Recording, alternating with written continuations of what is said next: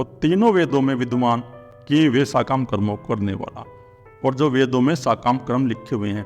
लेकिन आज का मनुष्य तो सबसे बड़ी धारणा यही हो रही है, अवधारणा कि मनुष्य वेद के अनुसार नहीं चल रहा, तो वेदों के अनुसार चलो। जो वेदों में साकाम कर्म दिए हुए हैं गृहस्थी के लिए, वेदों में बताया हुआ है कि गृहस्थी को जो है 2 से 4 घंटे भजन करना पड़ेगा। सुबह हवन करे, वो हवन जलाए, गायत्री मंत्र का उच्चारण करे, हवन करे आधा घंटा, फिर उसके बाद ध्यान में बैठे, ध्यान करे, आसन करे, प्रणाम करे, और शाम को 1 घंटे ध्यान करे। तो यही तो वेदों में बताया हुआ है। अगर जो मनुष्य वेद के अनुसार चलता तो भारत का मनुष्य कोई बीमारी नहीं होता। ये जो इतनी बीमारी उत्पन्न हो रही है शरीर के अंदर, ये इसलिए हो रही है क्योंकि हमारा जो भारत का आदमी है उसने वेद की विधि छोड़ दी, वो वेद की विधि के अनुसार नहीं चल रहा। तो भगवान तो यही कह रहे हैं कि जो वेदों में साकाम कर्म है तुम उनको करो। वे भी उस परमपिता परमात्मा की शक्ति से ही बने हुए हैं। और ऋषि मुनियों ने जो वेद में साकाम कर्म बताए हुए थे वो गृहस्थियों के लिए बताए हुए थे। भाई 4 घंटे का समय तो किसी के पास मिलेगा नहीं उस समय। चलो ये था भाई विज्ञान का युग था नहीं, तो अपने ऐसे ही जो है लोगों को जो है ज़्यादा धन की इच्छा तो थी नहीं, जो मिल गया अपने ठीक अपना शरीर चल जाता था, और शरीर चल के अपने भोजन उपलब्ध हो गया। 1 घंटे का समय निकाल लो, 1 घंटे ध्यान करना शुरू कर दो, सुबह आधे घंटे प्राणायाम कर लो, आसन कर लो, शाम को जो है आधे घंटे मेडिटेशन कर लो। अगर तुम 1 घंटा भी निकाल लोगे ना तो तुम्हारी ये 80% बीमारी समाप्त हो जाएंगी शरीर से और मन से। तुम सुखपूर्वक रहोगे, तुम्हारे मन के अंदर दुख उत्पन्न नहीं होगा कि वेदों के अंदर जो साकाम कर्म है वो भी मैं ही हूँ, वो भी उस परमपिता परमात्मा की शक्ति से उत्पन्न हो रहे हैं। और सोमरस को पीने वाला, और वो जो सोमरस है उसको पीने वाला, सोमरस का सेवन मनुष्य करता है, उसको पीने वाला भी मैं ही हूँ। और पाप रहित पुरुष मुझको जगत द्वारा पूजकर स्वर्ग की प्राप्ति चाहते हैं। और जिस मनुष्य के अंदर पाप नहीं है उसी को स्वर्ग की प्राप्ति होगी। पाप रहित और यज्ञ करता है, पूजा करता है, उस परमपिता परमात्मा की आराधना करता है, उसी को वो स्वर्ग मिलेगा। स्वर्ग का मतलब है तुम्हारे चित्त के अंदर शांति। तो जब तुम यज्ञ करोगे, ध्यान करोगे, उस परमपिता परमात्मा की पूजा करोगे, समर्पण करोगे, अपने अंदर भाव उत्पन्न करोगे, तो तुम्हारे अंदर स्वर्ग उत्पन्न हो जाएगा, तुम्हारा चित्त शांत हो जाएगा, फिर तुम्हारी जगत पर पकड़ नहीं रहेगी। तुम्हारे अंदर ये जो निरंतर संसार की वस्तु को प्राप्त करने का चिंतन चल रहा है, ये चिंतन समाप्त हो जाएगा और तुम आराम से अपने 100 साल पूरे करके जाओगे, जी के जाओगे शांति से। और समय मिल जाए तो उस परमपिता परमात्मा की खोज करो, उसी खोज में लगाओ। ये समय जो मिला हुआ है इसको नष्ट मत करो। वे पुरुष अपने पुण्य के फल रूप स्वर्ग लोक को प्राप्त होकर स्वर्ग में दिव्य देवताओं के भोगों को भोगते हैं। तो जो वे पुरुष है जो अपना ईमानदारी से काम कर रहे हैं, थोड़ा बहुत उस परमपिता परमात्मा का भजन कर रहे हैं, जैसे रजोगुणी मनुष्य हैं जिनके अंदर रजोगुण है और थोड़ा सतोगुण है, तो फिर वो स्वर्ग को प्राप्त होते हैं। तो एक तो स्वर्ग ये है कि तुम्हारे चित्त के अंदर शांति, ये स्वर्ग है। और एक स्वर्ग लोक वे भी हैं जहाँ ऐसे लोग हैं इस ब्रह्मांड के अंदर जहाँ सतोगुण है और रजोगुणी है, जहाँ तमोगुण नहीं है।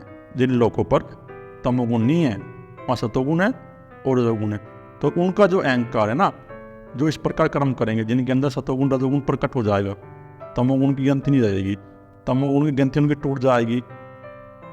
जो समाज की सेवा करेंगे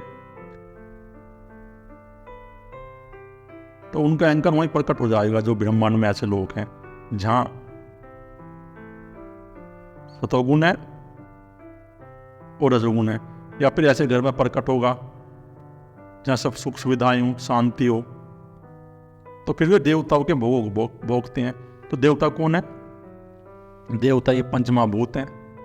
सूर्य हो गया, चंद्रमा हो गया, जल हो गया, वायु होगी, अग्नि होगी, पृथ्वी होगा। तो इनके जो सुख हैं, जो इनसे उत्पन्न पदार्थ हैं, फल है, वृक्ष है, अच्छी वस्तुएं हैं, तो इनका सुख भोगते हैं वो, उनको ये सब प्राप्त हो जाती है जो रजोगुणी मनुष्य हैं। और इनका सुख भोग के वो अपना आनंद महसूस करते हैं और उनके अंदर, चित्त के अंदर शांति रहती है। किसी प्रकार का भी आपराधिक कार्य नहीं करेगा तो उसके अंदर शांति हो जाएगी। आज हमारी पृथ्वी पर भी उत्पन्न हो गए, उस समय तो तिब्बत था वो, जो स्वर्ग की बात हो रही है इसमें, लेकिन आज हमारी पृथ्वी भी ऐसी जगह है जहाँ उत्पन्न है स्वर्ग लोग। यूरोप के अंदर जाओ तुम, फिनलैंड है, नीदरलैंड है, वहाँ स्वर्ग उत्पन्न हो गया क्योंकि वहाँ से तमोगुण समाप्त हो गया। फिनलैंड के अंदर कोई आपराधिक कार्य करने वाला नहीं रहा आज के समय में, वहाँ की जेल खाली पड़ी हुई हैं, वहाँ से तमोगुण समाप्त हो गया, वहाँ रजोगुण रह गया बस। और उनको सभी सुख सुविधाएं उपलब्ध है वहाँ, उनको अच्छे भोजन की व्यवस्थाएं हैं, अच्छे घर मिले हुए हैं सबको, और वो आनंद से अपने भोग भोग रहे हैं। यही तो स्वर्ग है। और स्वर्ग है क्या? ऐसी जगह उनका अहंकार प्रकट हो जाएगा, फिनलैंड में प्रकट हो जाएगा, इस पृथ्वी पे ही। और यूरोप के देश हैं, वहाँ प्रकट हो जाएगा। तो सुख सुविधाओं की बात है, विज्ञान की बात भी नहीं है यहाँ। उस समय में तो ये था, चलो भगवान के समय में अच्छा घर मिल जाएगा, अच्छे संस्कार होंगे, सुख सुविधाएं मिल जाएंगी सब। तो यही है, एक तो स्वर्ग है कि तुम्हारे चित्त के अंदर शांति, और एक स्वर्ग ये है कि तुम्हारा अहंकार वहीं प्रकट होगा। अगर तुम्हारे अंदर रजोगुण है और सतोगुण है, ऐसे लोगों में फिर जो है तुम अपने वहाँ आनंद पूर्वक भोग भोगोगे और भोग भोग के अपने आनंद पूर्वक जीवन व्यतीत करोगे। वे उस विशाल स्वर्ग लोक को भोगकर पुण्य क्षीण होने पर मृत्यु लोक को प्राप्त होते हैं। इस प्रकार के स्वर्ग के साधन रूप तीनों वेदों में कहे हुए साकाम क्रम का आश्रय लेने वाले और भोगों की कामना वाले पुरुष बार बार आवागमन को प्राप्त होते हैं, अर्थात पुण्य के प्रभाव से स्वर्ग में जाते हैं और पुण्य क्षीण होने पर मृत्यु लोक में आते हैं। जो मनुष्य ऐसे हैं, साकाम कर्म करते हैं और सात्विक पूजा करते हैं, वे श्रम की खोज तो करते नहीं, लेकिन अपने कर्म ठीक ठाक करते हैं। इस संसार में रह के जो मनुष्य ऐसे हैं ना, जो अपने कर्म ठीक ठाक करते हैं, जो वेदों में कहे गए हैं कर्म, जो वेद के अनुसार चलते हैं ना, जिस प्रकार वेदों में साकाम कर्म कहे हुए हैं गृहस्थियों के लिए, कि गृहस्थी जो है 2 घंटे पूजा पाठ करेगा, 1 घंटे ध्यान करेगा, जो वेदों के अनुकूल हैं मनुष्य, वे स्वर्ग को प्राप्त होते हैं। तो उनके चित्त के अंदर शांति रहती है, उनके मन के अंदर शांति रहती है। स्वर्ग का मतलब है तुम्हारे मन के अंदर शांति। तो जो मनुष्य ऐसे होंगे जो ज़्यादा ना चिंता करेंगे, न जिनके अंदर वासना उत्पन्न होगी, तो प्रकृति के बैलेंस में रहेगा।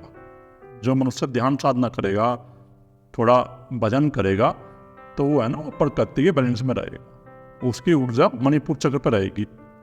फिर उसके अंदर इतनी चिंता नहीं होगी, इतनी वासना नहीं होगी, स्वर्ग को प्राप्त होते हैं और उनको इच्छित भोग मिल जाएंगे, अपने भोग भोगेंगे वो। और भोग भोगने के बाद पुण्य क्षीण होने पर फिर मृत्यु लोक में आते हैं। तो जब उनके पुण्य क्षीण हो जाएंगे, जो वे पुण्य करते हैं ना, मानवता की सेवा करते हैं, साधु संतों की सेवा करते हैं, जो मनुष्य वेद के अनुकूल चलेगा, वेद की विधि चलेगा, तो वह स्वर्ग को प्राप्त होगा, उसके चित्त के अंदर शांति रहेगी। और उनकी मृत्यु होने के बाद फिर वे मृत्यु लोक में उनका जन्म होगा, तो वे आवागमन को प्राप्त होते रहते हैं। उनका कोई मोक्ष नहीं होता। जो साकाम कर्म करने वाले हैं, इस जगत में रहकर साकाम कर्म करते हैं, ठीक ठाक व्यवहार रखते हैं सबसे, तो वे स्वर्ग को प्राप्त होते हैं।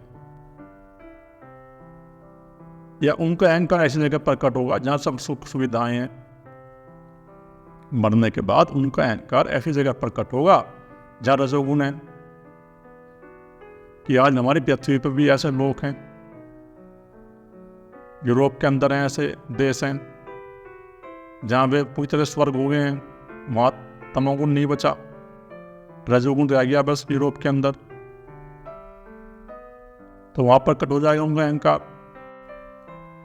जो अन्य प्रेमी भक्त जन मुझ परमेश्वर को निरंतर चिंतन करते हुए निष्काम भाव से बचते हैं, तो जो अर्जुन मेरे भक्त हैं, जो ऐसे भक्त हैं जो इस प्रकार भक्ति करते हैं और उस परमेश्वर भगवान श्री कृष्ण का चिंतन करते हैं। उसके अलावा उनके मन के अंदर और कोई चिंतन नहीं रहता। जैसा मीरा थी, तो मीरा की जो स्थिति थी वो इस प्रकार थी कि उनके चित्त के अंदर भगवान श्री कृष्ण की जो साकार रूप है, उस साकार रूप का चित्र उनके चित्त में स्थिर हो गया था। उनका ध्यान लग गया था भगवान श्री कृष्ण में। तो भक्त की अवस्था है। भक्त वही हैं जो निरंतर मेरा चिंतन करते हैं, मुझ भगवान का चिंतन करते हैं, भगवान श्री कृष्ण का चिंतन करते हैं, निष्काम भाव से बचते हैं। और जो निष्काम भाव से, यानी उनके अंदर कोई जगत की वस्तु पाने की इच्छा नहीं है।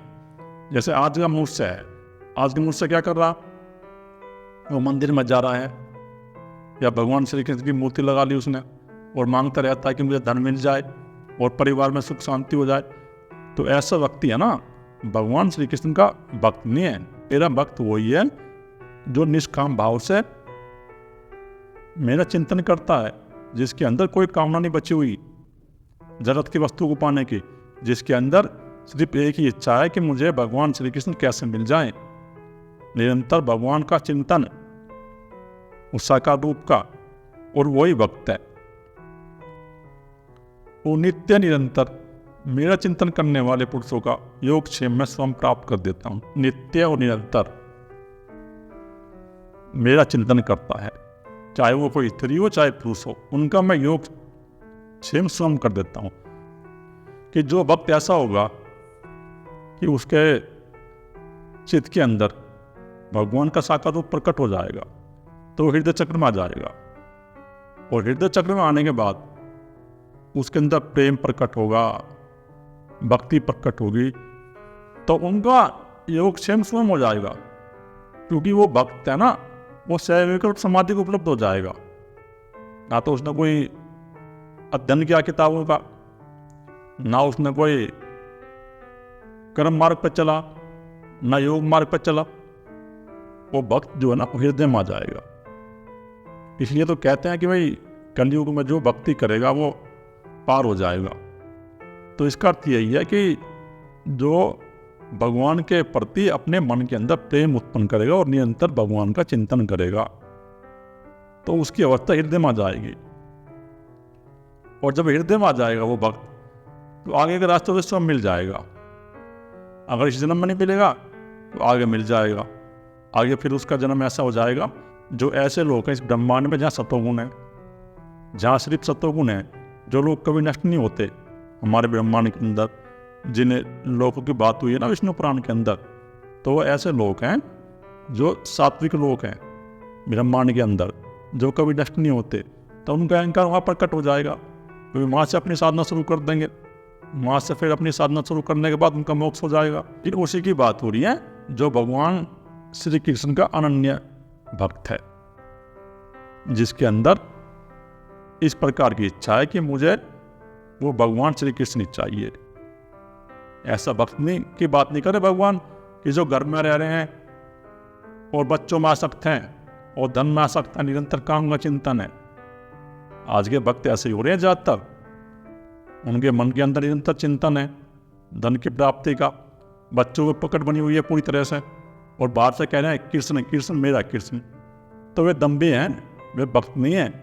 भक्त वही है जिसके चित्त के अंदर निरंतर भगवान के साकार स्वरूप का चिंतन हो, उसको प्राप्त करने की इच्छा हो, और उस इच्छा के सिवा कोई दूसरा ना हो, तो वही भक्त है। तो फिर उनका योगक्षेम में श्रम कर देता हूं।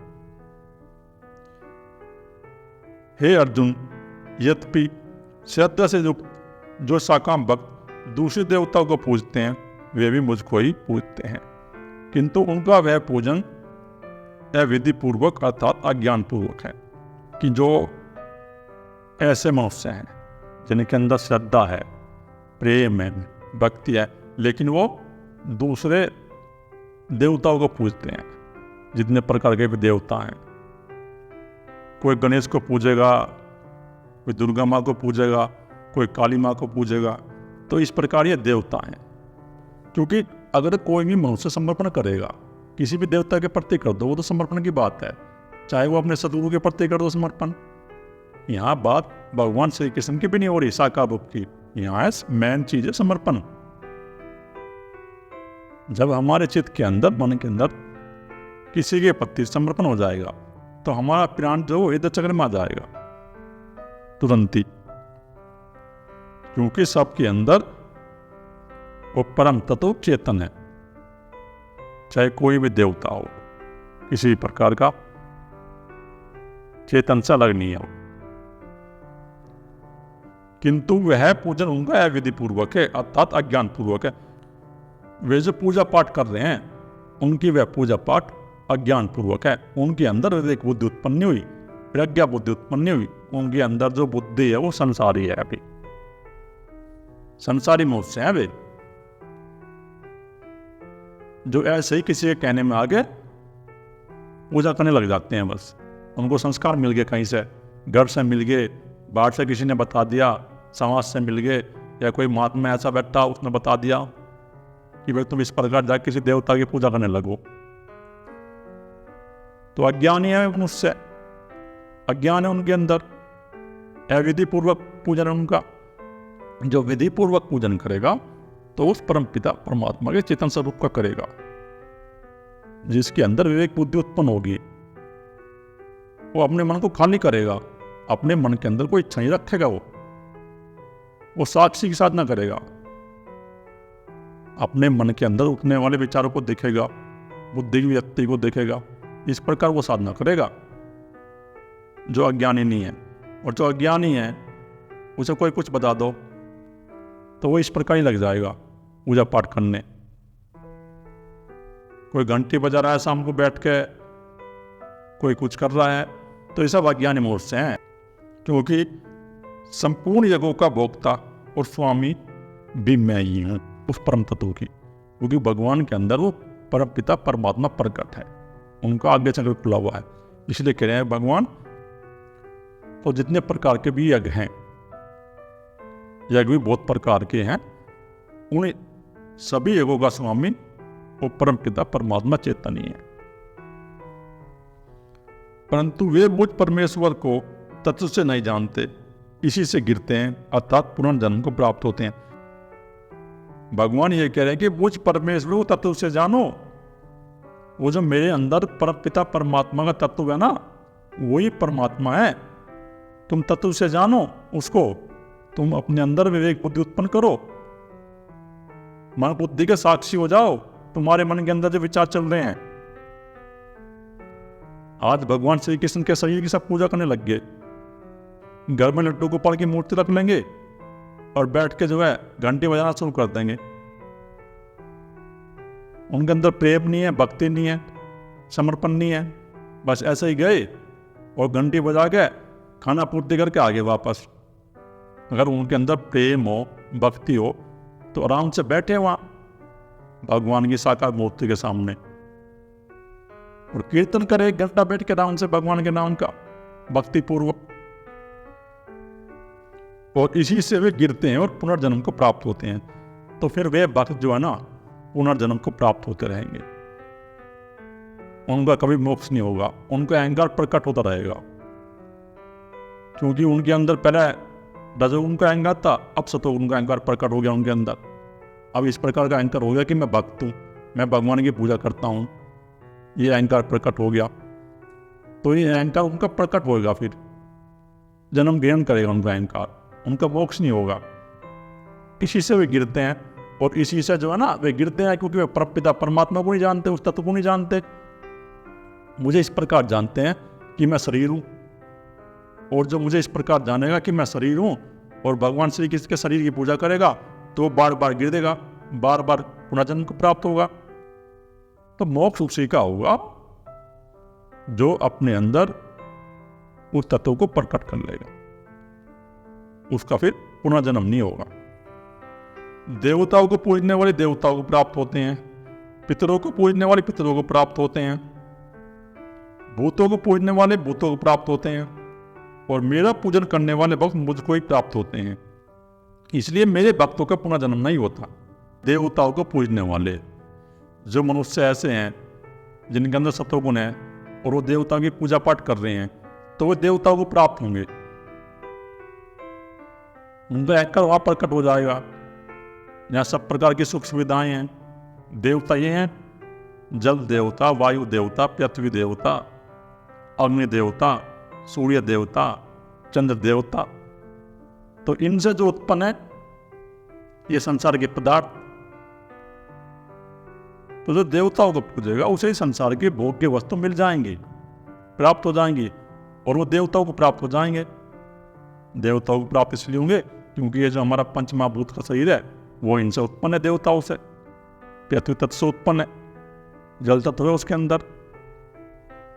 और पितरों को पूजने वाले पितरों को प्राप्त होंगे, और जो अपने माता पिता की पूजा कर रहे हैं, जो उनकी सेवा कर रहे हैं, तो उनके अंदर प्रेम प्रकट हो गया, भक्ति भाव प्रकट हो गया, तो वे पितरों को प्राप्त हो जाएंगे। यानी उनका फिर दोबारा जन्म हो जाएगा। वे रजोगुणी मनुष्य हैं। ये देवताओं को पूजने वाले सतोगुणी मनुष्य हो गए, और पितरों को पूजने वाले रजोगुणी वाले मनुष्य हो गए। उनका फिर मनुष्य जन्म में दोबारा जन्म हो जाएगा।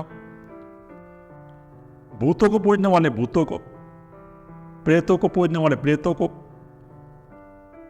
जो पंचमहाभूतों को पूजेंगे वे भूतों को प्राप्त होंगे।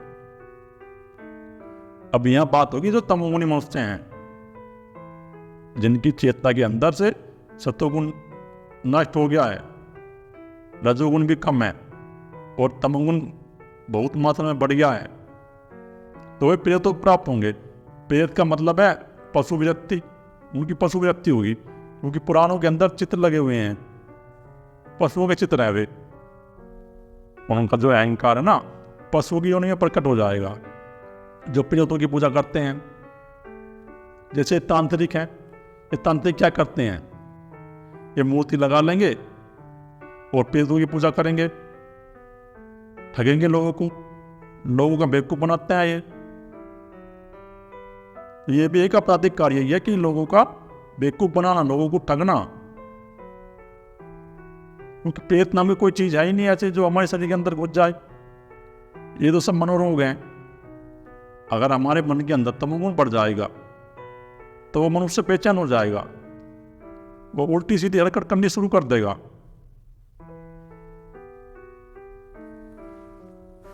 और जब तक उसे ऐसी जगह ही नहीं जा जाएगा, सात्विक जगह, तो ठीक नहीं होगा। जैसे बालाजी हैं, बालाजी भक्त जाते हैं तो उनके अंदर किसी अंदर कोई आत्मा नहीं घुसी हुई, उनके अंदर तमोगुण बढ़ गया है सबके अंदर। और बालाजी के यहाँ है सात्विक माहौल, तो जैसे भी वहां जाएंगे सतोगुण प्रकट है तो ठीक होना शुरू हो जाते हैं अपने आप, क्योंकि उनके चित्त के अंदर सतोगुण सक्रिय हो जाता है, तमोगुण क्षीण होना शुरू हो जाता है। अगर हमारे चित्त के अंदर से तमोगुण नष्ट होना शुरू हो जाए और सतोगुण सक्रिय हो जाए तो वे अपने आप ठीक हो जाते हैं वे। और मंत्र का जाप बताते हैं वे कि तुम मंत्र का जाप करो। अगर कोई मनुष्य मंत्र का जाप करेगा, उसका मन बिखरा हुआ है, एकाग्र हो जाएगा, वो ठीक होगा अपने आप ही। इस काम को तुम स्वयं भी कर सकते हो, क्योंकि जो हमारा मन है ना, वो मन है हमारे ब्रेन के अंदर जो तरंगे उठती हैं, स्मृति है, वो इस शरीर के अंदर है। कोई ऐसी चीज नहीं है कि मृत्यु के बाद हमारा मन जीवित रहेगा या कोई सूक्ष्म शरीर जीवित रहेगा। सूक्ष्म शरीर का मतलब है जो ब्रह्मा का सूक्ष्म शरीर है, 3 प्रकार की तरंगे, सतोगुण, रजोगुण, तमोगुण, वो सूक्ष्म शरीर है। तुम मान के बैठ गए कि शरीर मरा, शरीर के अंदर से कोई सूक्ष्म शरीर निकला और दूसरे शरीर में प्रवेश कर गया, वो प्रेत हो गया, वो भूत हो गया। मरने के बाद बचता है तुम्हारा अहंकार, 3 प्रकार का अहंकार है, वहीं प्रकट हो जाएगा। जिस प्रकार के इसमें गुण सक्रिय होंगे, जिनके अंदर उस तत्व को जानने की जिज्ञासा है, जिनके अंदर प्रज्ञा बुद्धि उत्पन्न होगी, जो अपनी स्वयं की खोज में लगे हुए हैं, तो वे भक्त उसको प्राप्त हो जाएंगे। उनका पुनर्जन्म नहीं होता, फिर पुनर्जन्म होगा ही नहीं उनका। लेकिन कुछ साधक ऐसे हैं जो ध्यान साधना के मार्ग पर चल गए लेकिन वो ध्यान नहीं करते। जो ध्यान साधना के मार्ग पर चला उसे 6 घंटे ध्यान करना ही पड़ेगा। अगर वो 6 घंटे ध्यान नहीं करेगा, 8 घंटे ध्यान नहीं करेगा, तो नहीं होगी प्रोग्रेस इसमें, अध्यात्म में। और अपने मन को वर्तमान में रखना पड़ेगा, चलते फिरते उठते बैठते। जब हमारी ग्रंथि टूटेगी नहीं टूटेगी, अगर हम अपने चित्त के अंदर संस्कार संचित करते चले जाएंगे। तो जो संस्कार हमारे छीन होंगे दोबारा सक्रिय हो गए हमारे चित्त के अंदर, फिर उनको छीन करो तुम संस्कारों को। लेकिन अगर तुम अपने मन को वर्तमान में रखोगे और कर्म करोगे तो तुम्हारे चित्त के अंदर संस्कार संचित नहीं होंगे। जब तुम अपने मन को वर्तमान में रखकर कर्म करोगे ना तो तुम्हारे चित्त के अंदर संस्कार संचित नहीं होंगे। फिर तुम अध्यात्म में प्रोग्रेस करते रहोगे, धीरे धीरे उनके अंदर वो तत्व प्रकट हो जाता है। और जिस मनुष्य के अंदर वो परमपिता परमात्मा तत्व प्रकट हो गया, उनका फिर कोई ना जन्म है ना कोई उनकी मृत्यु है, क्योंकि उनका अहंकार नष्ट हो गया। इसी जन्म में उन्हें मोक्ष हो गया और उन्होंने उस परमपिता परमात्मा को प्रकट कर लिया। जो कोई भक्त मेरे लिए प्रेम से पत्र, पुष्प, फल, जल आदि अर्पण करता है, उस शुद्ध बुद्धि निष्काम प्रेमी भक्त का प्रेम पूर्वक अर्पण किया हुआ वह पत्र, पुष्प आदि मैं सगुण रूप से प्रकट होकर पेट सहित खाता हूँ। जो कोई ऐसा भक्त है जिसके अंदर प्रेम है उस परमपिता परमात्मा के अंदर, और वो प्रेम से मेरे लिए कोई फूल लेके आएगा, फूल अर्पित कर देगा, कोई फल अर्पित कर देगा, कोई जल अर्पण कर देगा, तो शुद्ध बुद्धि निष्काम प्रेमी भक्त। शुद्ध बुद्धि का मतलब विवेक बुद्धि, शुद्ध सतोगुण।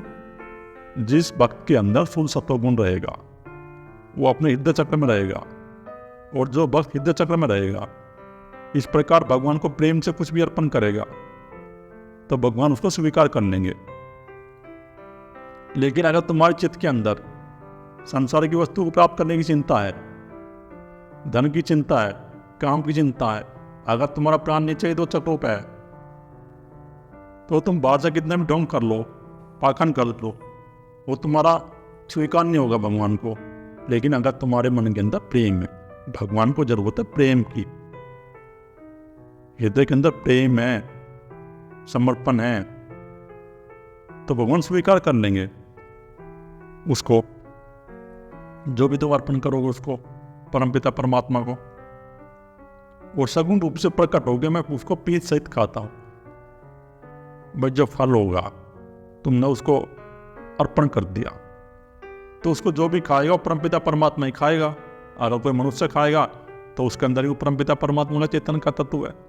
अगर कोई पशु खाएगा तो पशु के अंदर ही वो परमपिता परमात्मा का चेतन तत्व है, तो भगवान ही खाएगा उसको।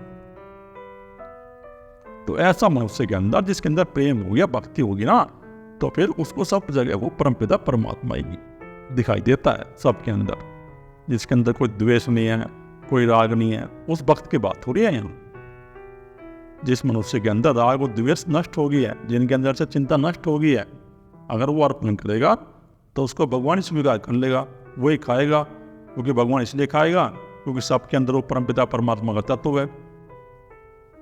हे अर्जुन, तू जो कर्म करता है, जो खाता है, जो हवन करता है, जो दान देता है और जो तप करता है, वे सब मेरे अर्पण कर। तू जो भी कर्म करता है, जिस प्रकार का भी कर्म करता है, तुम मुझे समर्पण करते। और जो खाता है, जिस प्रकार का तुम भोजन ग्रहण करते हो, उसको ही मुझे ग्रहण करो। तो अपने अंदर प्रेम प्रकट करो। भगवान का कहने जाता है तुम अर्जुन अपने अंदर प्रेम प्रकट करो, समर्पण प्रकट करो। जब तुम्हारे अंदर प्रेम और समर्पण प्रकट हो जाएगा तो सब मुझे ही प्राप्त हो जाएंगे। जो तुम हवन करते हो वो भी उस परमपिता परमात्मा को अर्पण कर दो। जो दान देते हो अर्जुन तुम, वो दान भी उस परमपिता परमात्मा को अर्पण करो। और जो तुम तप करते हो, पूजा पाठ करते हो, तपस्या करते हो, वो भी परमपिता परमात्मा को अर्पण कर दो। क्योंकि तुम अपने अंदर से अहंकार को हटा दो। जो तुम्हारे अंदर ही अहंकार प्रकट हो गया है कि मैं कर रहा हूं, और तुमने अपने आप को शरीर मान लिया है, इस अहंकार को तुम जो है हटा दो। जब तुम इस अहंकार को हटा दोगे ना, तो फिर तुम्हें कोई किसी प्रकार की परेशानी नहीं होगी। और इस अहंकार को हटा के तुम मुझे अर्पण कर दो।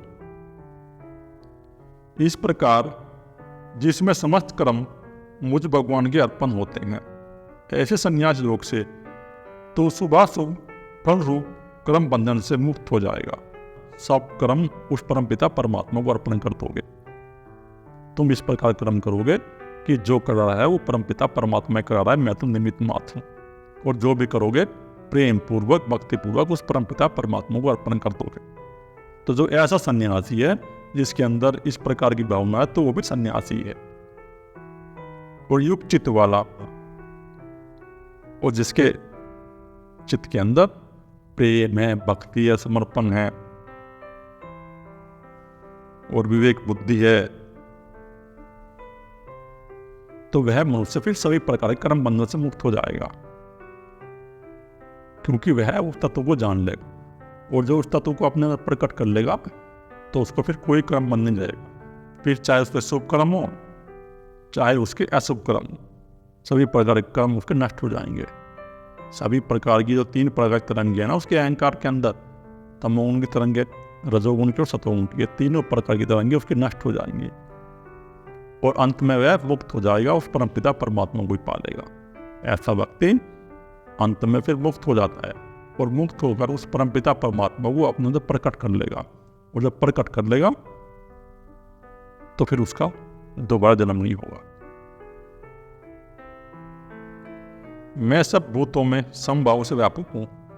देखो इसमें फिर आ गया ये भूत, और सब भूत हैं, पृथ्वी, जल, अग्नि, वायु, आकाश, इनमें मैं समभाव से स्थित हूं। इनको वो परमपिता परमात्मा ही चला रहा है। ये सब उस परमपिता परमात्मा से निकले हैं। मुझको इस संसार में ना तो कोई अप्रिय है और ना कोई प्रिय है।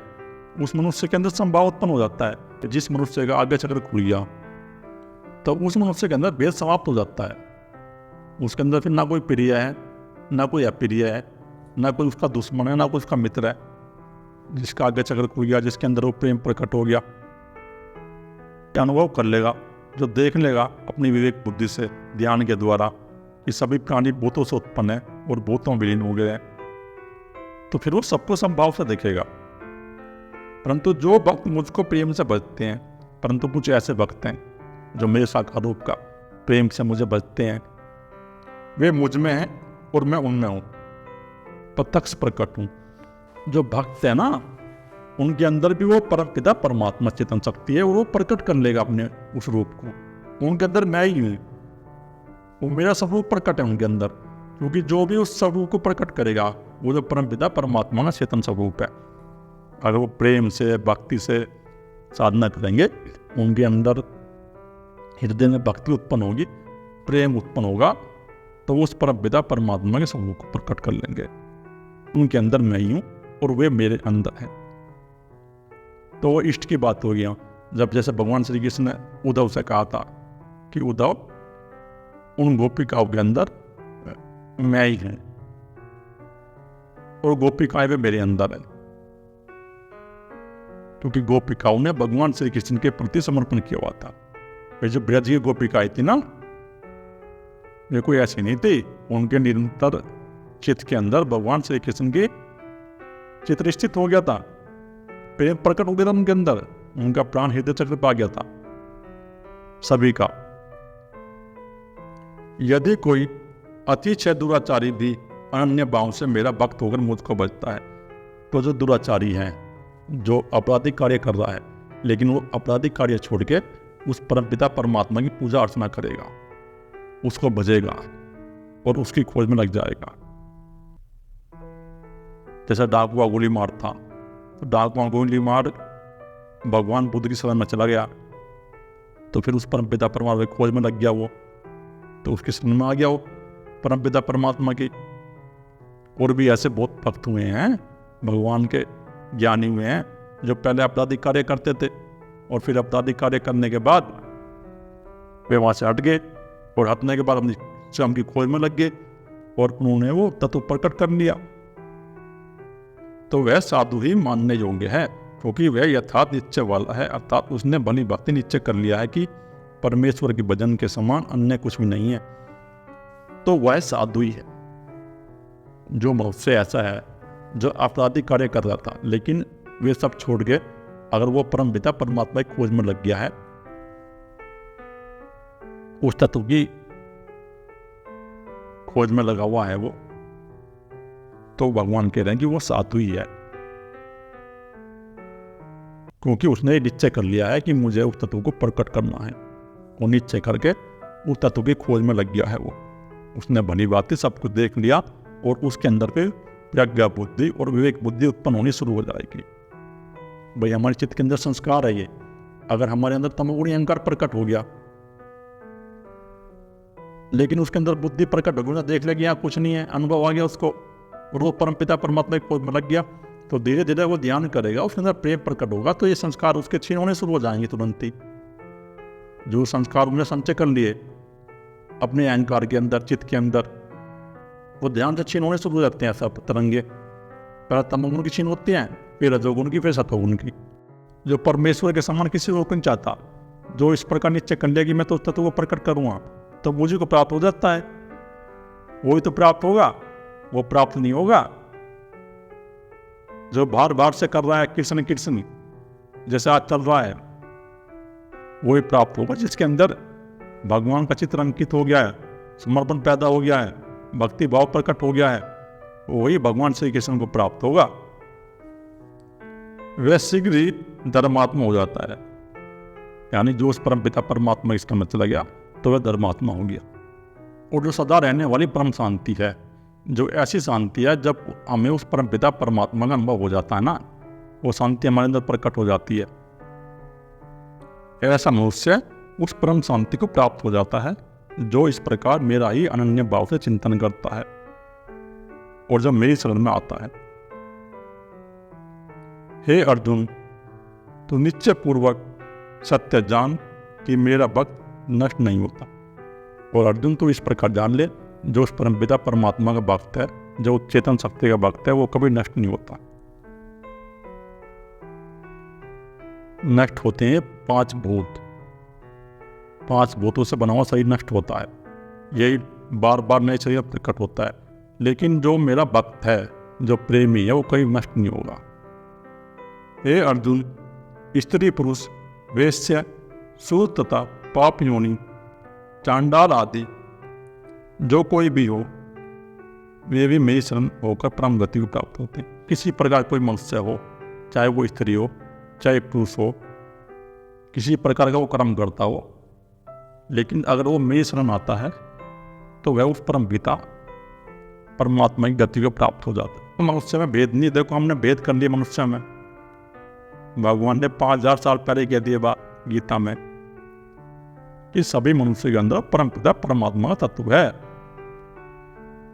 जो मनुष्य अपने हृदय में समर्पण उत्पन्न कर लेगा और समर्पण प्रकट करके उस परमपिता परमात्मा की शरण में चला जाएगा, सदगुरु की शरण चला जाएगा, उस तत्व की खोज में लग जाएगा, तो फिर वह अपने अंदर उस तत्व को प्रकट कर लेगा, उस परमपिता परमात्मा की शरण में चला जाएगा। चाहे वो किसी प्रकार का मनुष्य, उसको परम गति मिल जाएगी, और वो परम गति है जहां से फिर लौट के नहीं आना। फिर इसमें तो कहना ही क्या, जो पुण्यशीत ब्राह्मण तथा राजऋषि भक्तजन मेरी शरण होकर परम गति को प्राप्त होते हैं। लेकिन जो पुण्यमान मनुष्य हैं, जो इस प्रकार के मनुष्य हैं, जो पुण्य करते हैं, मनुष्य जाति की सेवा करते हैं, और ब्राह्मण का अर्थ है जो स्वयं के खोजी हैं। ब्राह्मण का अर्थ ये नहीं है किसी जाति से, किसी विशेष वर्ग से संबंध नहीं है इस ब्राह्मण शब्द का। ब्राह्मण शब्द का अर्थ है जो ब्रह्म की खोज में लगे हुए हैं, ऐसे साधक जो ब्रह्म जिज्ञासु हैं, उस तत्व को जानना चाहते हैं, वही ब्राह्मण है। चाहे वो कैसे मनुष्य हो, किसी भी वर्ग का मनुष्य हो, जो उस स्वयं की खोज में लगा हुआ है, जिसके अंदर ब्रह्म जिज्ञासा है, वही ब्राह्मण है। जाति से कोई ब्राह्मण नहीं है। और राज ऋषि, और जो ऋषि ऐसे हैं जो राज भी करते हैं और ज्ञानी भी हुए, जैसे राजा जनक थे, वो राज ऋषि थे, विदेह थे, वो राज भी करते थे और राज करते करते मुक्त हो गए। और भक्त, तो जिस प्रकार के ये भक्त हैं जो सतोगुणी मनुष्य हैं, तो वह तो मुझे प्राप्त हो ही जाते हैं। लेकिन अगर कोई तमोगुणी मनुष्य है, अगर वो परमपिता परमात्मा की शरण में जाता है, उस तत्व की खोज करता है, तो उसको भी परमपिता परमात्मा मिल जाता है। इसलिए तो सुख रहित और क्षण भंगुर इस मनुष्य शरीर को प्राप्त होकर निरंतर मेरा ही भजन कर। तो भगवान ने कह दिया कि तो सुख रहित और क्षण भंगुर, भगवान यही बता रहे हैं कि क्षण भंगुर है, इसका कोई पता नहीं है कब नष्ट हो जाए, कब मृत्यु हो जाए। तुमने जो अपने मन के अंदर ये सपने पाल लिए हैं कि मैं अरबों खरबों इकट्ठे कर लूं और गाड़ी बंगले बना लूं, तो ये सब तो यही रहेंगे। तुम्हारा शरीर भी क्षण भंगुर है, तुम्हारे शरीर की कोई पता नहीं कब मृत्यु हो जाए। तो जो बड़े बड़े बिजनेसमैन हैं, तो बिजनेस खड़ा करके चले गए, अपने देश के देख लो तुम, अब कहाँ है वो, उनका शरीर नष्ट हो गया। अगर वो थोड़ा अपने अंदर उस शब्द की खोज करते, तत्व की खोज करते, तो उनका मनुष्य जन्म कामयाब हो जाता। लेकिन उन्होंने शब्द की खोज नहीं करी, वो धन को जोड़ते रहे और धन को जोड़ते जोड़ते मर गए। तो जो उनकी कमाई थी वो क्षण भंगुर कमाई थी। तुम्हें मनुष्य शरीर मिला हुआ है, ये क्षण भंगुर है। तुम निरंतर मेरा ही चिंतन करो, तुम अपने अंदर उस परमपिता परमात्मा की खोज पे आगे बढ़ो, तुम उस तत्व का चिंतन करो, क्योंकि ये शरीर क्षण भंगुर है, इसका कोई पता नहीं कब नष्ट हो जाए। जब तुम इस प्रकार देख लोगे इस शरीर को कि क्षण भंगुर है और नष्ट होने वाला है, तो तुम्हारे अंदर वो तत्व प्रकट हो जाएगी। जब तुम अपनी स्वयं की खोज में लग जाओगे, मुझ में मन वाला हो, मेरा भक्त बन, मेरा पूजन करने वाला हो, अपने मन को मुझ में लगा दे। तुम्हारे अंदर जो मन है ना, इस मन को मुझ में लगा, इस मन के अंदर उस परमपिता परमात्मा की समर्पण रूप लेके आओ, प्रेम उत्पन्न करो, भक्ति उत्पन्न करो। जब ये तुम मेरा भक्त बन सकता है। लेकिन अगर तुम अपने मन के अंदर प्रेम और भक्ति उत्पन्न नहीं करोगे, तो तुम मेरा भक्त नहीं बनोगे। पहले अपने मन को सतोगुणी बनाओ। जब तुम्हारा मन सतोगुणी हो जाएगा, तो तुम्हारे अंदर प्रेम उत्पन्न हो जाएगा, भक्ति उत्पन्न हो जाएगी। लेकिन अगर तुम्हारा मन सतोगुणी नहीं है, तुम रजोगुणी हो, तमोगुणी हो, तो तुम्हारे अंदर, मन के अंदर ये प्रेम और भक्ति प्रकट नहीं होगी।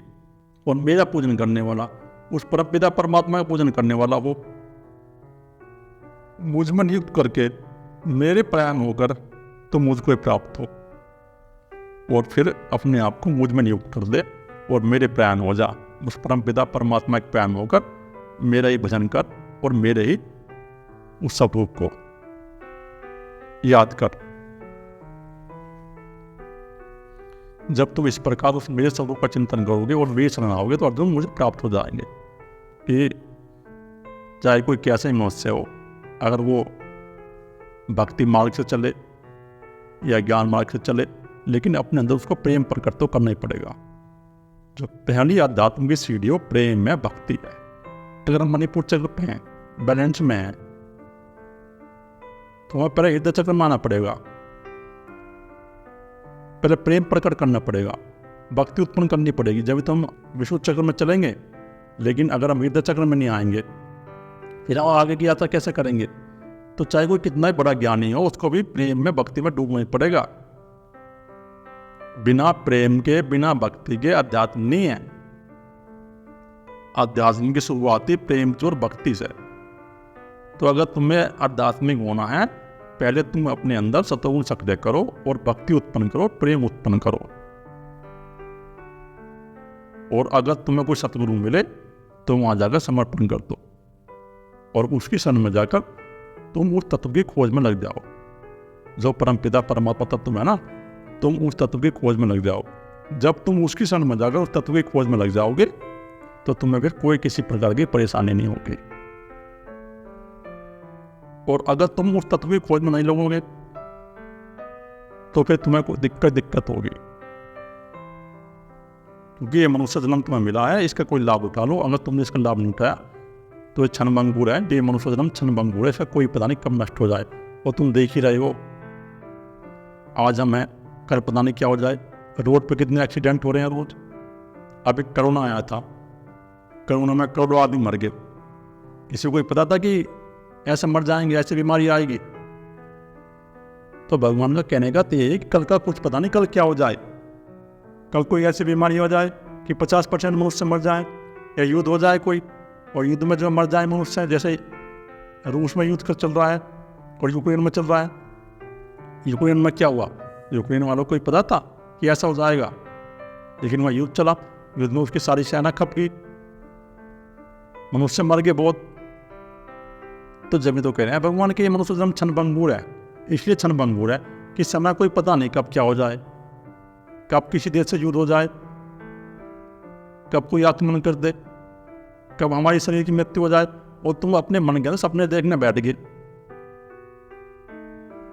कि मैं 10 प्लॉट खरीद लूं, मैं 20 खरीद लूं। निरंतर धन का चिंतन चल रहा। अपने इस प्राण को मणिपुर चक्र पर लेकर आओ। अगर तुम अपने प्राण को मणिपुर चक्र पर लेकर नहीं आओगे, नीचे के चक्र में रहोगे, तो तुम्हारे अंदर धन का चिंतन चलता रहेगा, काम का चिंतन चलता रहेगा। और बैलेंस में आने के लिए तुम्हें 1 घंटा ध्यान करना ही पड़ेगा। मेडिटेशन शुरू कर दो 1 घंटा। सबके पास मोबाइल है। अब तो ये नहीं है भाई मेडिटेशन करने के लिए, ध्यान करने के लिए आश्रम में जाना पड़ेगा। उस समय के जो लोग थे पहले समय के, तो उनको जाना पड़ता था गुरु के पास ध्यान करने के लिए आश्रम में। और आज तो जो है सबके पास सुविधा उपलब्ध है, घर में ही मोबाइल सबके पास है। चलाओ मेडिटेशन करना शुरू कर दो, तुम एक बैलेंस में तो आ जाओगे। और जब तुम अपने बैलेंस में आओगे तो तुम फिर आगे बढ़ो खोज की। लेकिन अगर तुम बैलेंस में नहीं आओगे तो तुम किसी की सुनोगे ही नहीं, क्योंकि तुम्हारे अंदर वो अहंकार प्रकट हो गया जो पशु वाला अहंकार है। भाई पशु वाला अहंकार क्या है? पशु है, उसके अंदर विवेक बुद्धि तो है नहीं, बोध तो है नहीं। भाई मनुष्य में पशु में अंतर क्या है? मनुष्य और पशु में अंतर इतना है कि मनुष्य के अंदर विवेक बुद्धि है, प्रज्ञा बुद्धि है, समझ है, वो देख सकता है। लेकिन पशु के अंदर कोई समझ नहीं है। और अगर ऐसे मनुष्य हैं जो पशु की बातें जी रहे हैं तो वे पशु ही है। वो पशु में उनमें कोई अंतर नहीं है फिर। और तुम देखते नहीं अपनी प्रज्ञा बुद्धि से उत्पन्न करके कि संसार में क्या हो रहा है। रोज मर रहे हैं लोग, और तुम 1 घंटे का समय भी ध्यान करने के लिए नहीं निकाल रहे। अगर तुम 1 घंटे का समय ध्यान करने के लिए निकालोगे तो तुम बैलेंस में तो रहोगे, तुम्हें दोबारा मिल जाएगा मनुष्य जन्म। अगर तुम इस तदबीर खोज नहीं कर पाओगे और आगे फिर तुम जो है इस मार्ग पर लग जाओगे, 2-4 जन्म में पार हो जाओगे। तुम शुरुआत कर दोगे। तुम अगर तुम शुरुआत ही नहीं करोगे तो कैसे काम चलेगा तुम्हारा? पार होगा ही नहीं तुम, मृत्यु को प्राप्त हो गए। और अगर पशु योनि में चले गए, अगर तुम्हारा अहंकार पशु के लेवल पर प्रकट हो गया तो फिर वहाँ से बाहर निकलने के लिए तुम्हें कई 1000 साल लग जाएंगे। वहीं प्रकट होता रहेगा वो पशुओं के लेवल पर। तो इसलिए इसका लाभ उठाओ और अपने प्राण को मणिपुर चक्र पर लेकर आओ। कम से कम इतना तो करो। श्रीमद् भगवद गीता अध्याय नंबर 9 समाप्त। ओम श्री वासुदेवाय नमः। जय श्री कृष्ण। ओम गुरुवे नमः।